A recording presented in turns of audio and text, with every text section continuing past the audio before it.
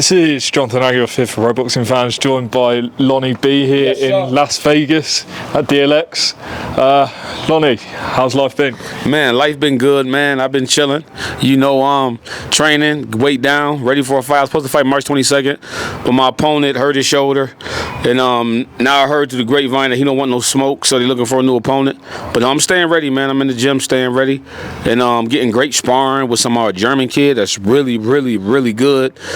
I don't want to say he kicked my ass, but it's been a long time since I ran into somebody that made me go home and think, did I get my ass kicked? But I love it. Keep me sharp, make me step my game up.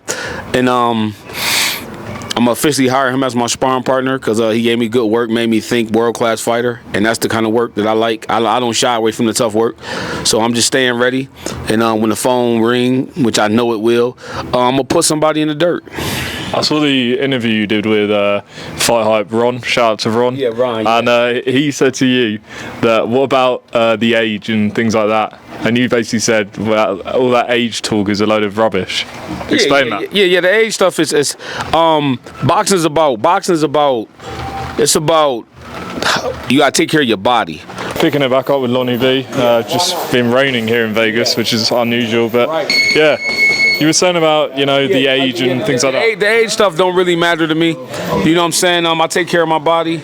I still got my sharp reflex. And you got to realize, too, I had a lot of layoffs in my career. So the layoffs is what really helped me. You know what I'm saying? But I'm cut from that LeBron James cloth. LeBron James, 40 years old? How old is LeBron? He's 40? He's 40. They're still playing. You know what I'm saying? Like, how come when basketball players play over 40, they don't say it, but then when the boxer do it, it's a problem. Look at Pacquiao, about to come back at 46. And he's been in a ton of fights. You know what I'm saying? I only got 27 fights, and in between 27 fights, I had year, 2 year, 3 year, now 5 year layoff. You know what I'm saying? So it all depends what you do in that layoff, whether you get old or not. If you just sit around idle, not doing anything, yeah, of course you're gonna get old. But if you stay in the gym, keep your mind sharp, keep your body fresh. I took this time to learn my body, how to make weight, how to get stronger, work smarter and not harder. And I've been looking great in sparring. It's hard for guys to keep up. It's hard for young guys to keep up with me, except for this German that I just ran into last week. You know what I'm saying? But and he good, but I'm right there with him. But he's good. So I'm not worried about age. Speaking of age, these fights this weekend suck, and all these guys is young. Well, let's talk about it, because Devin Haney, let's go with him. Do you know what's weird? I had a look on Twitter, and someone tweeted that Devin Haney actually landed the most punches out of him, Garcia, and Canelo. Did you know that? No, I didn't know that, but yeah, I bet. I think Devin gave a decent performance. I think he need to not worry about what happened with the Ryan fight. Before he stood there and fought a little bit and used his reflexes and the shoulder roll, the Philly shell, and countered, but we didn't see none of that. But I'm hoping he can get past the mental block or the negative stuff that's going on in his head and come back and be the Devin that I know he can be. And then Rolly Romero shocked most people. I don't know about you, but talk us through that, because Ryan just didn't seem to fight back, really. Rolly. Shout out to Rolly. Rolly came out and dropped him and kept him walking on eggshells through the whole fight. He caught him with that good shot and kept him in the shell. Everything Rolly did, Ryan backed up 30 feet. If he faint, Ryan jump out. You know what I'm saying? And I just wonder what Ryan trainer was telling him. You know what I'm saying? If that was in the corner, I'd be like, yo, man, you throwing one jab and stepping out because you too worried about his power. Just double jab, straight right hand, left hook, straight right hand. You got to keep going at him. You can't give him an opportunity to be awkward like that and faint and hit you with bombs. You got to be on the attack. But Rolly, hats off to Rolly. Congratulations, 3-time world champion. And he did what he was supposed to do, and he won the fight. I think Ryan should get a job or be a YouTube sensation. Go back to that. You know what I'm saying? Because we see he's nothing special about him. He's just an ordinary guy, nothing special about him. He just got a lot of followers. So, a lot of people, like you said, thought the fights were rubbish this weekend. Yeah. And basically, the money that they're making, like, then they're lacking ambition. Is that right? Yeah, absolutely. I think it's messed up. I think boxing need to flip-flop because you can get a guy with not a lot of followers that got some losses on his record that will give you a way more exciting fight and a memorable fight than what these fighters gave for the money that they making. But these are the cream of the crop, the guys that they say is the cream of the crop of the sport. These are the guys that the promoters pick. You know what I'm saying? And now when the fans, I seen Oscar put up a post saying, oh, fight, this and that. But your fighter had the worst fight on the card. And you talk about your fighter. Talk about your fighter, because that's the fighter you signed.